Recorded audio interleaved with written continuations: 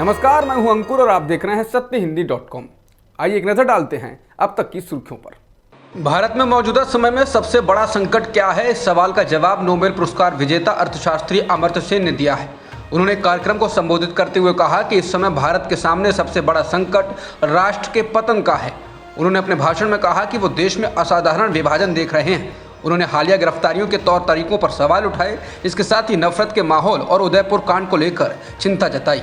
देश की मौजूदा स्थिति और माहौल को लेकर अमर्त्य सेन की ये टिप्पणी गुरुवार को कोलकाता में आई। वो अमर्त्य सेन अनुसंधान केंद्र के उद्घाटन के अवसर पर बोल रहे थे।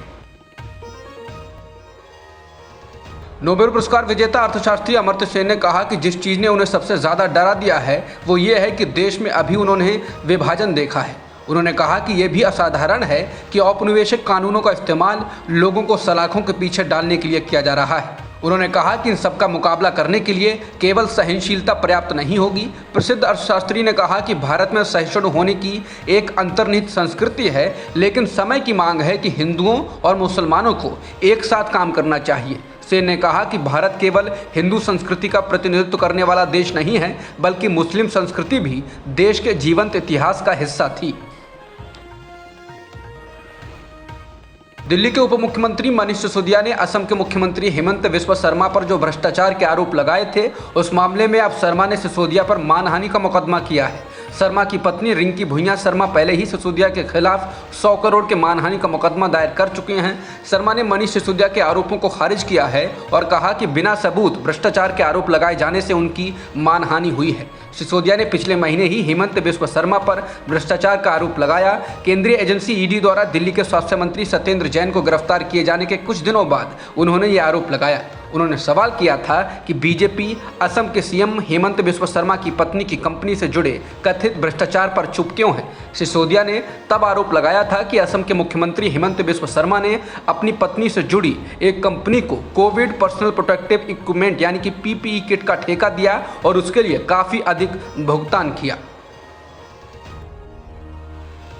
शिवसेना की ओर से शुक्रवार को सुप्रीम कोर्ट में ताज़ा याचिका लगाई गई है। इसमें सुप्रीम कोर्ट से अनुरोध किया गया है कि बागी नेता एकनाथ शिंदे के समर्थक विधायकों को विधानसभा की कार्यवाही में हिस्सा लेने से रोका जाए। बता दें कि महाराष्ट्र में 2 जुलाई को विधानसभा का विशेष सत्र बुलाया गया है। इसमें स्पीकर का चुनाव किया जाएगा और एकनाथ शिंदे सरकार को विधानसभा में बहुमत भी हासिल करना है। शिवसेना ने अपनी याचिका में बागी विधायकों को बीजेपी का प्यादा बताया है। शिवसेना ने कहा ये विधायक दल बदल का संवैधानिक पाप कर रहे हैं और उन्हें विधानसभा का सदस्य बने रहने की अनुमति नहीं दी जानी चाहिए। याचिका पर सुनवाई 11 जुलाई को होगी। महाराष्ट्र के मुख्यमंत्री की कुर्सी से इस्तीफा देने के बाद शिवसेना प्रमुख उद्धव ठाकरे पहली बार शुक्रवार को मीडिया से मुखातिब हुए। उद्धव ने कहा कि बीजेपी ने एक तथाकथित शिव सैनिक को मुख्यमंत्री बना दिया है। उन्होंने कहा कि अगर केंद्रीय गृह मंत्री अमित शाह ने अपने वचन को निभाया होता तो आज महाराष्ट्र में बीजेपी का मुख्यमंत्री होता।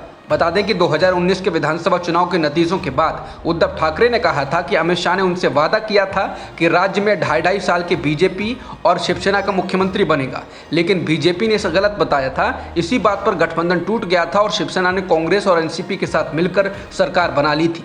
उद्धव ठाकरे ने कहा कि उनकी पीठ में खंजर मार दें, लेकिन मुंबई के लोगों के साथ ऐसा ना करें। एकनाथ शिंदे के द्वारा कैबिनेट की पहली ही बैठक में आर्य प्रोजेक्ट को लेकर उनकी सरकार का फैसला पलटने पर उन्होंने प्रतिक्रिया दी।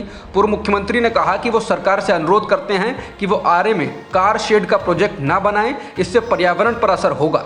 बता दें कि आर्य में कार शेड बनाए जाने का कई पर्यावरणविदों ने भी विरोध किया था। महाराष्ट्र के नए नियुक्त मुख्यमंत्री एकनाथ शिंदे सोमवार को विधानसभा में बहुमत साबित करेंगे। शिवसेना प्रमुख उद्धव ठाकरे से मुख्यमंत्री का पद छीनने के बाद महज 4 दिनों के भीतर उन्हें परीक्षण से गुजरना होगा। शिवसेना नेता एकनाथ शिंदे ने गुरुवार को महाराष्ट्र के मुख्यमंत्री के रूप में शपथ ली, जबकि बीजेपी के देवेंद्र फडणवीस ने डिप्टी सीएम के रूप में शपथ ली। राज्यपाल भगत सिंह कोश्यारी ने गुरुवार शाम 7:30 बजे राजभवन में उन्हें पद की शपथ दिलाई। सुप्रीम कोर्ट ने शुक्रवार को बीजेपी नेता नूपुर शर्मा को जमकर रताल लगाई है। कोर्ट ने कहा कि नूपुर शर्मा का बयान बेहद खराब है और उन्हें इसके लिए पूरे देश से माफी मांगनी चाहिए। कोर्ट ने कहा कि देश में जो कुछ हो रहा है उसके लिए नूपुर शर्मा ही अकेले और पूरी तरह जिम्मेदार हैं। कोर्ट नूपुर शर्मा की ओर से दायर उस याचिका पर सुनवाई कर रही थी जिसमें मांग की गई थी कि उनके खिलाफ देश भर में दर्ज की गई सभी एफआईआर को दिल्ली ट्रांसफर कर दिया जाए। याचिका में कहा गया था कि नूपुर शर्मा को धमकियां मिल रही हैं। अदालत ने कहा कि उदयपुर में दर्जी की हत्या नूपुर शर्मा की वजह से हुई। सुप्रीम कोर्ट की जस्टिस सूर्यकांत और जस्टिस JB पारदीवाला की वैकेशन बेंच ने यह तीखी टिप्पणियां की। नूपुर शर्मा की ओर से शीर्ष अदालत में पेश हुए सीनियर एडवोकेट मनिंदर सिंह ने कहा कि वो अपने बयान के लिए माफ़ी मांग चुकी हैं। इसके बाद अदालत ने कहा कि उन्हें टीवी चैनल पर जाकर पूरे देश से माफ़ी मांगनी चाहिए। नूपुर शर्मा की ओर से अदालत में पेश हुए सीनियर एडवोकेट मनिंदर सिंह ने कहा कि उनके मुवक्किल को धमकियां मिल रही हैं और उनका अकेले यात्रा करना सुरक्षित नहीं। इस पर अदालत ने कहा कि उन्हें धमकियां मिल रही थीं या वो खुद सुरक्षा के लिए खतरा बन गई हैं। देश में जो कुछ हो रहा है उसके लिए ये महिला अकेले जिम्मेदार है। शीर्ष अदालत ने दिल्ली पुलिस और उस टीवी डिबेट को कराने वाले टीवी चैनल की खिंचाई करते हुए पूछा, दिल्ली पुलिस ने क्या किया? हमसे हमारा मुंह मत खुलवाइए। टीवी डिबेट किस बारे में थी? क्या सिर्फ एजेंडा चलाने के लिए? उन्होंने एक विचाराधीन विषय को क्यों चुना? नूपुर विवाद पर सुनवाई के दौरान सुप्रीम कोर्ट ने दिल्ली पुलिस की कार्रवाई पर सवाल उठाए। सुप्रीम कोर्ट की पीठ ने पूछा कि दिल्ली पुलिस ने क्या किया।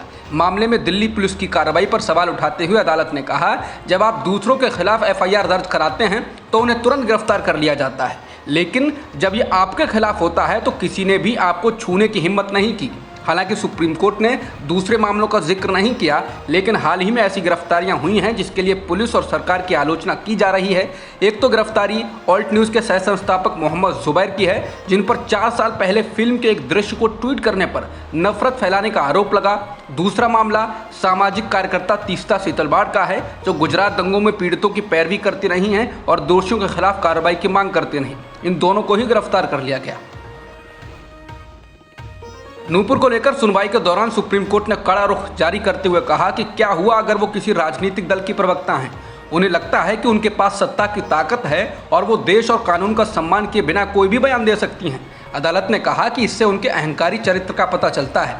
अदालत ने कहा कि नूपुर शर्मा ने उनके बयान पर विवाद होने के बहुत देर बाद माफ़ी मांगी, और वो भी इस शर्त के साथ कि यदि किसी की भावनाओं को ठेस पहुंची है तो वो माफ़ी मांगती हैं। अदालत ने कहा कि किसी राष्ट्रीय राजनीतिक दल के प्रवक्ता होने की वजह से किसी को ये लाइसेंस नहीं मिल जाता है कि वो इस तरह की बातें कहें। अदालत ने कहा कि नूपुर शर्मा ने इस मामले में निचली अदालतों का दरवाज़ा क्यों नहीं खटखटाया। इस याचिका में उनके अहंकार की बू आती है और देश के मजिस्ट्रेट उन्हें बहुत छोटे लगते हैं। टोक्यो ओलंपिक में गोल्ड मेडल जीतने वाले नीरज चोपड़ा ने एक बार फिर से अपना ही नेशनल रिकॉर्ड तोड़ दिया है। गुरुवार को डायमंड लीग में 89.94 मीटर की दूरी पर भाला फेंककर नीरज चोपड़ा ने रजत पदक अपने नाम किया, लेकिन इसके साथ ही नीरज चोपड़ा ने अपने 14 जून को बनाए गए राष्ट्रीय रिकॉर्ड को तोड़ दिया। उन्होंने इस दौरान 89.30 मीटर की दूरी पर भाला फेंका था। स्टॉकहोम डायमंड लीग में एंडरसन पीटर्स ने 90.31 मीटर की दूरी पर भाला फेंककर स्वर्ण पदक जीता है। अब तक की खबरों में इतना ही। बाकी खबरों के लिए बने रहिए सत्यहिंदी.com के साथ।